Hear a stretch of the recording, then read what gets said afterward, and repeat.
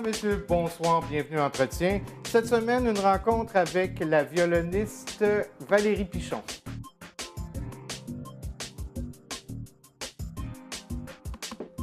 Native de Menin en Belgique, Valérie Pichon étudie la musique au Conservatoire de musique de Bruxelles. Elle entreprend par la suite une carrière de musicienne classique. En 1999, elle découvre la musique traditionnelle et fonde avec André Varin le groupe Chakidar qui remporte un vif succès.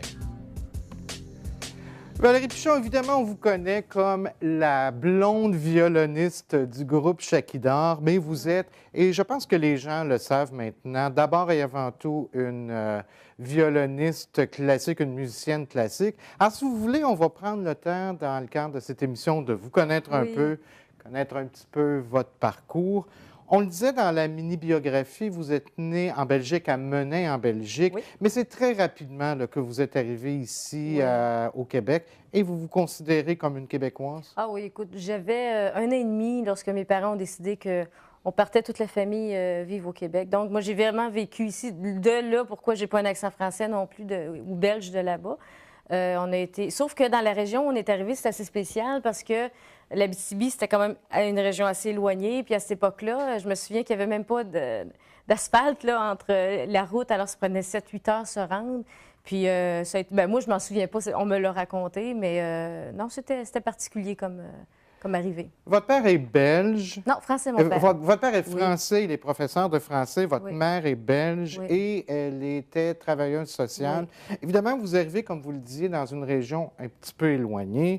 Donc, même si vous étiez très jeune, vous avez quand même vécu dans une famille qui n'était pas traditionnellement abitibienne. Comment ça se passait là, pour vous dans vos premières années de vie? Bien, je sais que je me souviens, on me l'a raconté parce qu'on a vécu un peu le racisme un peu rapidement comme ça. Je me souviens que ma mère me disait, tu sais, on était tout petites, puis la voisine disait, non, on va pas jouer avec eux, c'est des Français et tout ça. Moi, je l'ai pas vécu vraiment parce que j'étais petite. Mais je me souviens qu'à l'école, quand ça allait pas, tu sais, les enfants entre eux autres sont pas toujours gentils, puis ils disaient, ah, ben toi, t'es même pas québécoise, t'es même pas belge, t'es même pas français, t'es rien du tout. Fait que ça, on l'a vécu un petit peu, ce rejet-là. Mais en général, ça se passait bien. Peut-être parce que, justement, mes parents ont pris ce qu'il y avait de bon au Québec comme éducation, puis ce qu'il y avait de bon en Europe, et ils ont vraiment fait un beau mix de ça. Fait que c'est pour ça, peut-être, je me suis sentie très québécoise aussi. Puis, dans notre famille, c'était parce que j'ai eu des amis qui venaient d'autres pays aussi, qui, eux, avaient l'accent européen, puis ils avaient mon âge aussi, puis que les parents insistaient, mais les miennes jamais ont insisté. Ils ont dit non, on va s'adapter où on est. On arrive dans un pays qui n'est pas le nôtre, on va prendre ce qu'ils ont ici, puis on va travailler avec ça. Puis ça fait que, oui, aujourd'hui, je me sens beaucoup plus québécoise qu'européenne. Vous étiez 3 filles à la maison, vous êtes la deuxième. Quel genre d'éducation vous avez reçu? Quel genre de valeurs fondamentales vous ont été transmises par vos parents? Bien, j'ai eu une belle enfance. Déjà, mes parents sont arrivés... Bien, c'est la valeur de la famille en Europe. Puis moi, j'y vais souvent, bon, avec le groupe Chakidar. Puis on le voit, tu sais, là-bas, les gens sortent en famille. Les enfants, même si 11 heures le soir, ils ne se couchent pas. Il y a du monde, tout le monde est debout, tu sais. Fait que là, mes parents, en venant ici, c'est sûr, les enfants sont plus couchés à 8 heures, tu sais, c'est beaucoup plus strict. Mais j'ai pas eu 7 ans. J'ai eu, oui, ça, à 8 heures, on fait dodo et tout ça. Mais quand il y avait des soirées, tout ça, on faisait toujours partie des soirées. Mes parents prenaient des vacances, on allait en Europe aux 2 ans. C'était tout le temps, toute la famille. Ça a toujours été très familial. Fait que ça a été vraiment une enfance facile. Mais par contre, avec une rigidité quand même très européenne qui était là. Je me souviens que mon père, c'était peut-être parce que j'allais au conservatoire aussi, puis il fallait que j'aille une routine, j'avais pas le choix, mais c'était, bon, à 9 h, j'avais 16 ans, à 9 h, t'es rentrée, t'as 6 ans. Fait que ça a été vraiment... Mais je regrette pas aujourd'hui, parce que je pense que j'étais un petit peu rebelle, là, en étant une artiste. Fait que je pense que ça, mon père a été capable de me calmer là-dessus. C'est ce qui fait que j'ai peut-être viré correct aussi à un moment donné. Beaucoup de respect, j'imagine, envers les parents, parce qu'on sait que c'est des valeurs qu'on voit beaucoup en Europe, beaucoup plus peut-être même qu'ici. Bien, je sais pas, les générations changent encore. Mais c'est vrai que là-bas, on nous inculquait le respect. Je suis un adulte, tu respectes ça. Si tu n'aimes pas ça, quand tu seras grand, bien, tu vas manger une boîte de biscuits chez toi, tu la mangeras quand tu l'achèteras. Ici, ça fonctionne comme ça. Fait que chez nous, ça a été vraiment une espèce de petite rigidité qui est ça, mais j'ai trouvé ça correct. Puis oui, les valeurs de l'entraide aussi. Moi, je me souviens, on était petits, on était petites, puis mon père passait la tondeuse. On était les premières à dire Papa, t'es fatigué, on va le faire, on va le faire. Tu sais, ça allait de soi de s'entraider dans la famille, puis de le faire ensemble. Ça allait de soi. Vous prenez vos premiers cours de violon à Oui. l'âge de 7 ans. Oui. D'abord, comment vous avez été introduit vers justement cet instrument-là? Ça, c'est drôle parce que le souvenir que j'en ai est il est encore très clair dans ma tête. Je me souviens même du divan, la couleur du divan qui était brun. On avait une télévision, puis il y avait une émission qui passait, Polly à Venise. C'est un petit garçon qui jouait sur le bord d'une fontaine du violon. Puis lui s'appelait Pedro ou son cheval, en tout cas, je me souviens plus, c'était italien. Et à un moment donné, mon père est à côté de moi, puis j'ai dit, Papa, je vais être violoniste. C'était clair comme ça. Et je me suis dit, trouve-moi quelque chose où je peux apprendre le violon, puis mais c'est ce que je vais faire. Puis j'ai jamais dérogé de ça. Ça a été tout le temps, on dirait, ça a été comme, tu sais, comme on dit, les sœurs, ils savent que, bon, ils vont servir Dieu toute leur vie. Moi, c'était comme, je le savais que je serais violoniste et je savais, j'ai eu des périodes difficiles de pratique parce que j'avais plus le goût. J'ai eu des périodes aussi, j'ai dû pratiquer des 10 heures par jour parce que sinon, j'y arrivais pas à mon examen et tout ça. Mais ça, c'était clair. Ça a été une révélation pour moi, le violon. Là. Je sais ce que je voulais faire. Et les autres filles à la maison, est-ce que elles se sont aussi dirigées vers la musique? Bien, elles en ont fait. Ma plus jeune sœur, Frédéric, a fait du piano, de la flûte traversière. Pascal a fait du violon et du violoncelle. Puis, parce que, bon, vu que j'ai été inscrite au conservatoire, mon père a dit, bon, mais les trois, allez, hop, on fait de la musique, tu sais. Puis ce que j'ai trouvé génial de mes parents, c'est que ma mère adore chanter, mon père a fait du théâtre aussi jeune et tout ça. Ils sont très artistes un peu aussi. Puis ça a toujours, j'ai toujours eu de l'encouragement, tu sais. J'ai jamais eu de la part de mes parents, ben c'est pas vraiment un métier, il faudrait peut-être t'en trouver un autre. Non, au contraire, ils ont été là. J'ai fait des concours de musique du Canada, des musiques du Québec jusqu'à Montréal en violon, ils étaient là. Ils m'envoyaient dans des camps espagnols pour apprendre la musique espagnole.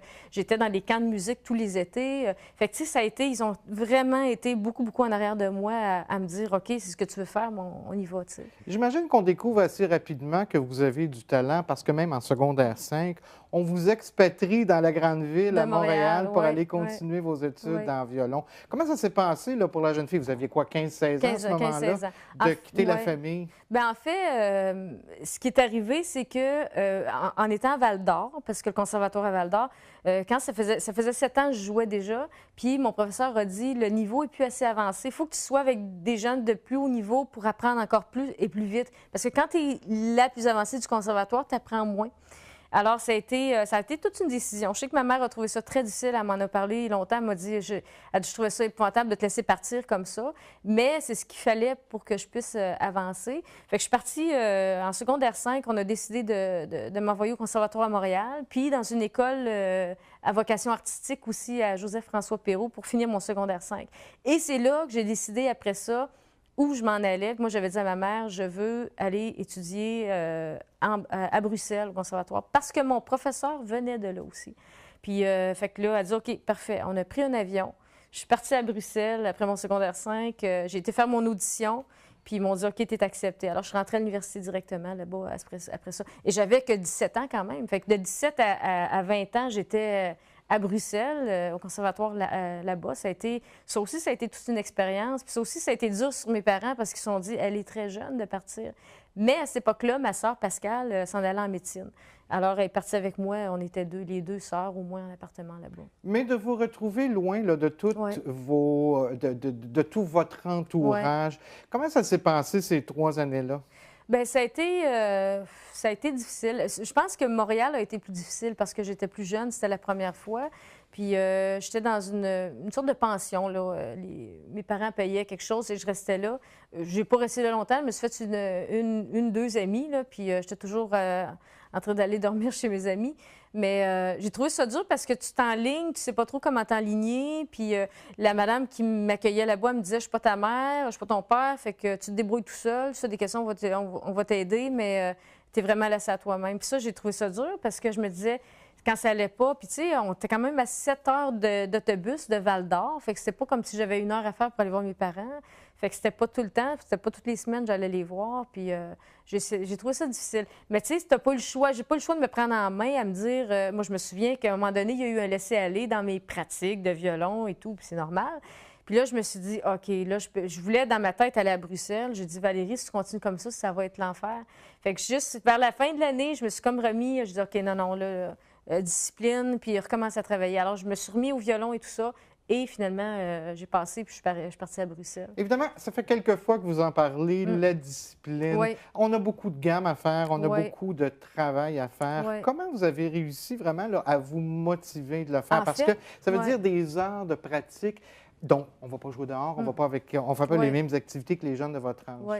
En fait, j'ai arrêté de penser. C'est drôle, hein? Puis ça, je dis ça beaucoup. J'ai enseigné longtemps, puis je disais à mes élèves, la façon de réussir à se discipliner puis à de faire ce qu'on a à faire, c'est d'arrêter de penser. C'est juste qu'on se lève et on le fait. Parce qu'à un moment donné, tu te dis, bon, il faudrait que je pratique, il faudrait que je fasse ça. Puis là, finalement, tu restes assis, tu trouves d'autres choses à faire autour parce qu'il fallait aussi que tu le fasses. Puis finalement, tu te couches le soir et tu te sens coupable parce que tu n'as pas fait les choses. Fait qu'à un moment donné, je me suis dit, ça va faire, parce que si je pars comme ça, j'y arriverai jamais. Alors, je me suis assise, puis je me dis, OK, à partir de maintenant, quand tu vas pratiquer, tu te lèves, tu le fais, tu penseras après.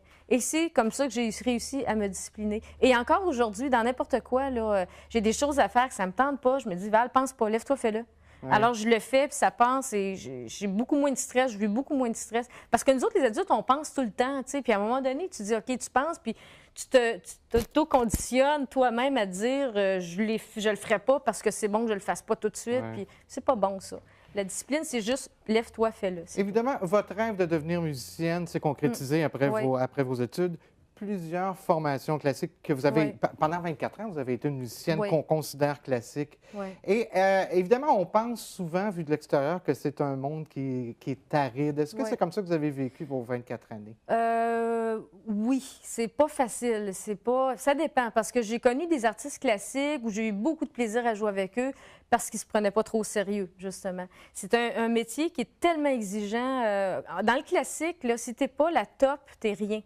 Fait que, puis pour être la top, ben tu as besoin d'avoir et le talent et le travail, et ci et ça, tu as besoin de tout avoir pour être là. Puis moi, je me suis dit, mon Dieu, parce que oui, j'avais du talent, mais j'avais pas un grand talent au violon. Tu sais, j'ai pas eu des notes de 90, 95. Puis ça, je disais à mes élèves, parce qu'ils me disaient tous, ah, moi aussi, je voudrais faire ce que tu fais, voyager et tout. Je dis, mais toi, on le sait bien, tu as le talent. Je dis, non. Je dis, moi, des 75, des 78 au conservatoire, j'en ai eu là, au violon. J'avais des 90 ailleurs, dans d'autres matières au violon, en musique, mais ça, j'ai eu de la misère. C'était pas un talent naturel, parce que je suis gauchère en plus. Alors, en étant gauchère, j'ai appris droitière, parce que dans un orchestre symphonique, tu peux pas te mettre à jouer de l'autre côté, ça fait les archets tout croche. Fait que, tu sais,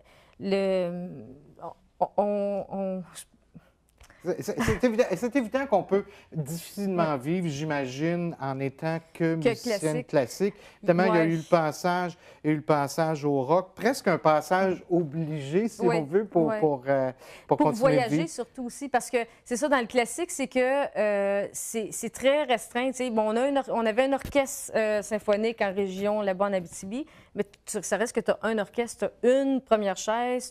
Fait que, tu sais, pour être le top du top, il faut vraiment que tu pratiques tout le temps. Puis effectivement, moi aussi, j'ai fait du classique, pas parce que c'était ma musique préférée nécessairement, mais parce que dans ce temps-là, il n'y avait rien d'autre. Je ne pouvais pas aller faire du jazz à l'université. Là, oui, on peut faire des violonistes jazz, mais moi, à Val-d'Or, c'était que classique. Alors, si vous permettez, on va prendre une pause et de l'autre côté, on va parler évidemment de toute l'aventure Chakidar. Oui, absolument. Le séminaire des amputés de guerre, on est une grande famille, on a toute hâte de se voir. Il y a des grands, il y a des petits, puis les grands prennent des petits comme les petits apprennent des grands. J'ai toujours aimé prendre des photos. J'étais la photographe désignée de la famille. Quand j'ai voulu poursuivre ma passion, les amputés de guerre m'ont financé ma nouvelle prothèse. Pour moi, l'Association des amputés de guerre, ça m'a apporté d'être simplement bien avec moi-même. Je suis juste moi. Je m'appelle Clémence. À ma naissance, il me manquait un pied, fait que j'ai une prothèse. C'est très utile. Quand je suis à l'école, il n'y a rien que moi qui est amputé. Au séminaire des amputés de guerre, je vois beaucoup de personnes qui sont comme moi. Je retrouve un peu ma deuxième famille. Quand je reviens du séminaire, je suis énergique. Il n'y a rien qui va m'arrêter parce que je suis une vainqueur.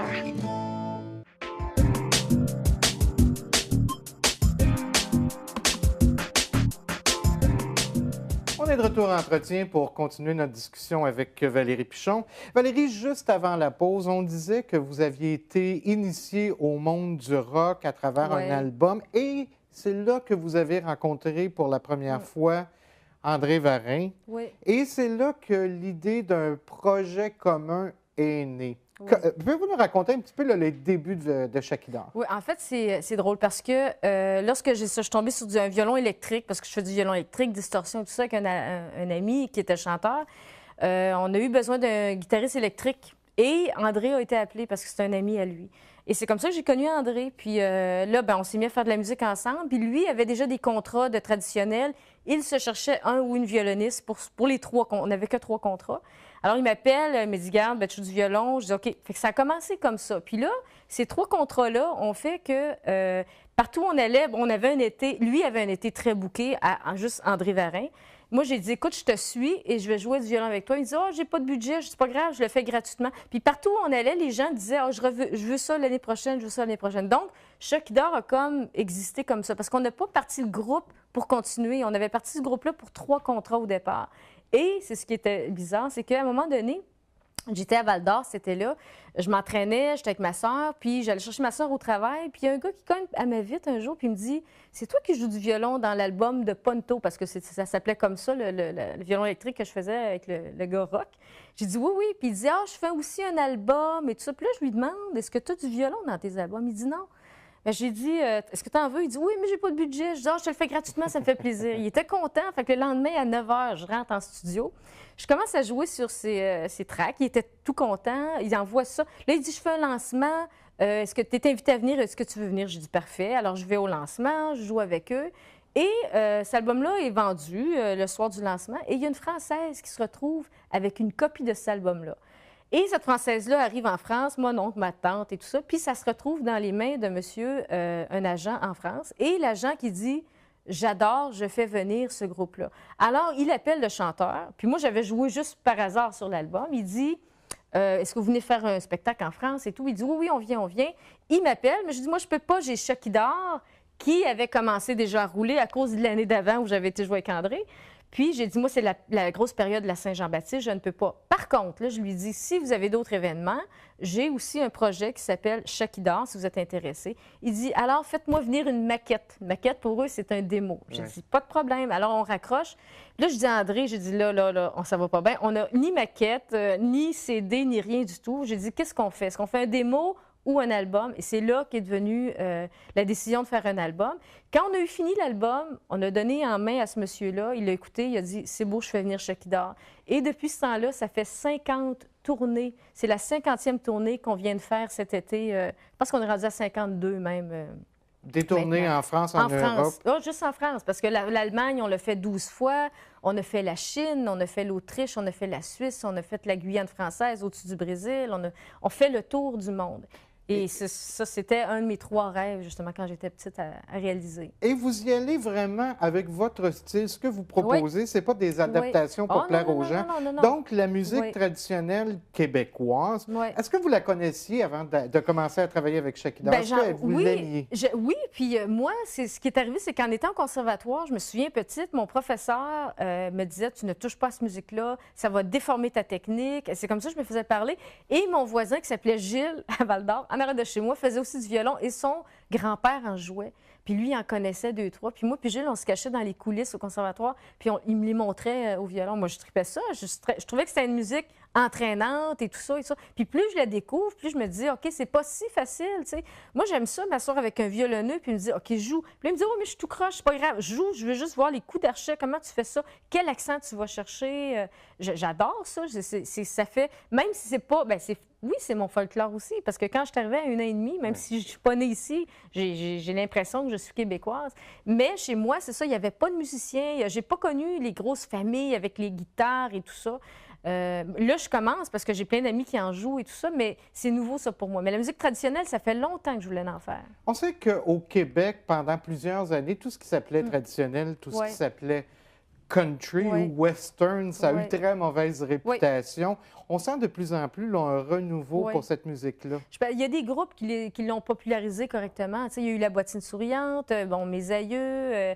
Tu sais, il y a un paquet de bandes maintenant au Québec qui sont beaucoup plus in, qui font de la musique traditionnelle, mais bien fait aussi. Parce que là, les violonistes qui sortent des écoles, c'est des violonistes de formation beaucoup plus, mais qui décident d'aller faire du traditionnel. Donc, on a des musiciens extraordinaires dans le milieu traditionnel. C'est plus le vieux traditionnel avec le mononcle et la matante qui en joue 2 fois par année, là, tu sais. C'est vraiment des musiciens de formation qui ont décidé, qui se disaient, bon, on fait des arrangements, on s'en va là-dedans. Donc, c'est pour ça que ça sonne bien maintenant. Parallèlement à tous ces spectacles-là, Chakidar, pardon, vous alliez dans des écoles et vous donniez Oui. des ateliers Ah oui. aux élèves pour les initier à la Oui, musique. absolument. Puis ça marche. Et on en fait encore beaucoup. On était à Côte-Nord l'année passée. On fait à peu près 200 à 250 shows d'ateliers spectacles dans les écoles par année.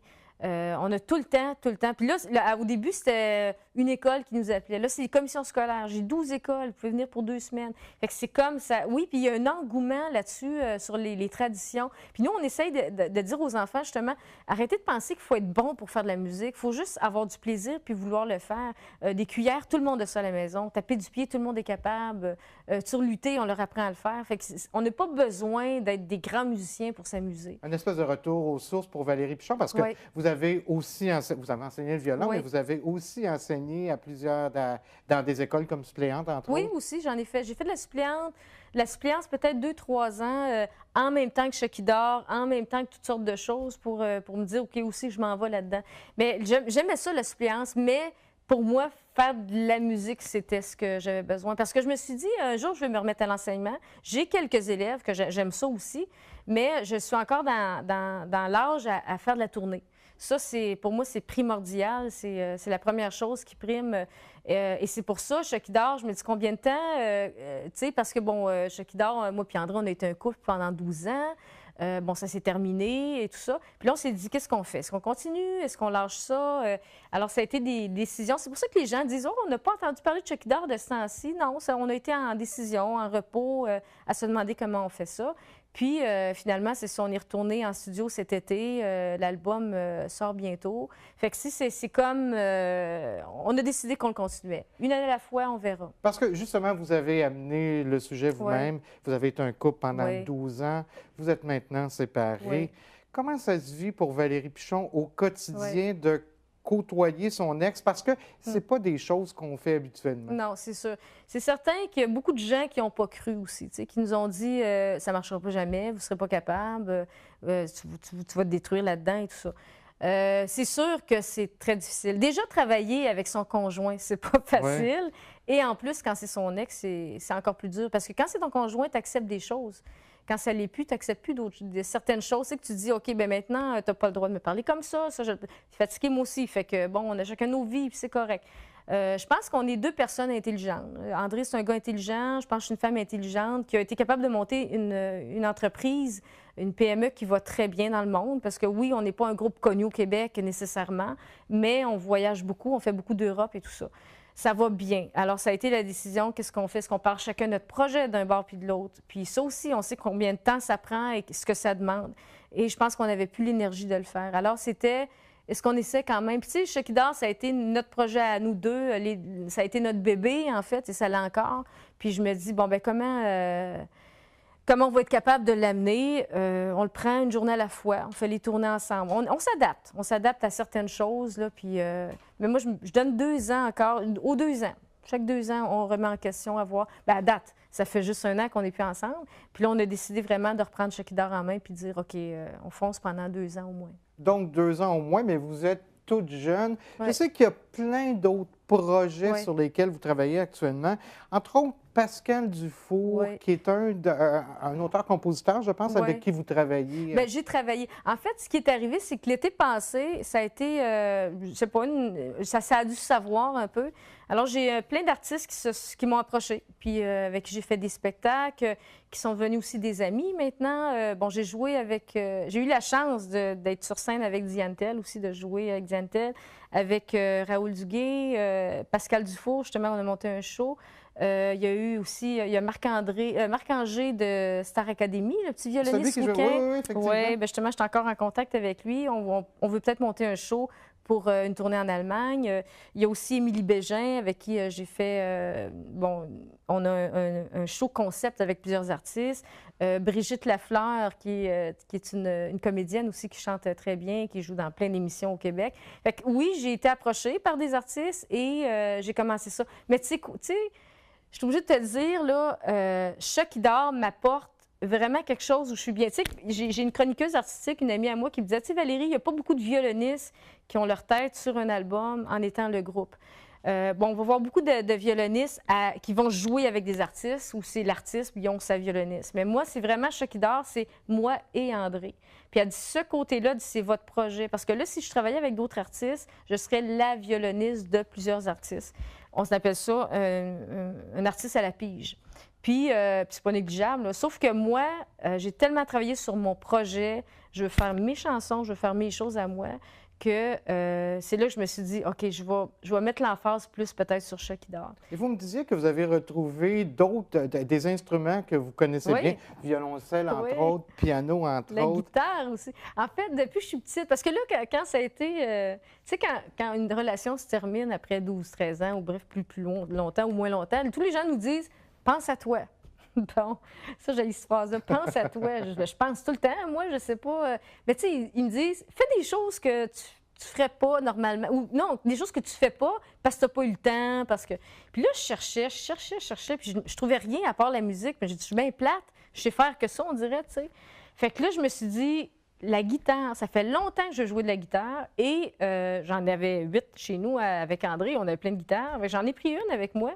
Et j'ai commencé à jouer de la guitare par moi-même. Fait que j'ai appris, j'ai pas eu de prof encore, là. J'apprends. Puis là, j'ai dit, il faut que je chante. Fait que je me suis mis à chanter avec ma guitare pour faire ça sur le bord d'un feu avec des gens.